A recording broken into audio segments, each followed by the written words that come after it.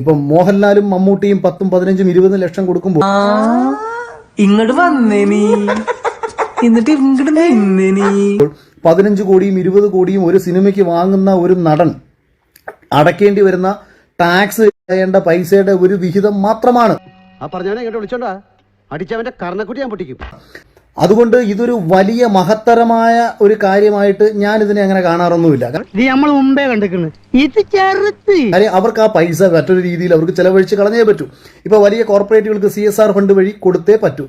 ഒരുത്തൻ അപകടം പറ്റി ആസ്പത്രി കിടക്കുമ്പോഴല്ല ചെറ്റവർത്താനം പറയല്, മനസ്സിലായോ? വലഞ്ഞു കയറി വന്ന എനിക്ക് അറിഞ്ഞാൻ തരാൻ തയ്യാറായ പെൺകുട്ടിയുടെ മനസ്സുണ്ടല്ലോ, അതാടോ തനിക്ക് കിട്ടാൻ പോകുന്ന ഏറ്റവും വില കൂടിയ. ഇവിടെ അല്ലെന്നുണ്ടെങ്കിൽ ഇപ്പൊ മുഖ്യമന്ത്രിയുടെ ദുരിതാശ്വാസത്തിൽ പേരണമെങ്കിൽ പേരിന് 1 ലക്ഷം രൂപ അയച്ചു കൊടുത്തിട്ട് താണ്ടെ അഖിൽമാരാർ മുഖ്യമന്ത്രിയുടെ ദുരിതാശ്വാസത്തിലേക്ക് കൊടുത്തേന്ന് പറഞ്ഞുകൊണ്ട് അതിന്റെ പേരിൽ ഒരു PR നടത്തി, അല്ലെങ്കിൽ അതിന്റെ പേരിൽ ഒരു മാർക്കറ്റിംഗ് നടത്തി കുറെ സഖാക്കന്മാരുടെ കയ്യടിയൊക്കെ എനിക്ക് മേടിച്ച് കിട്ടാം.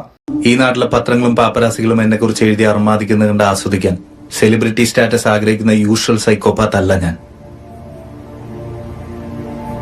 എന്റെ കഥയും എന്റെ പ്രതികാരവും എല്ലാം എന്റെ സ്വകാര്യതയാണ്.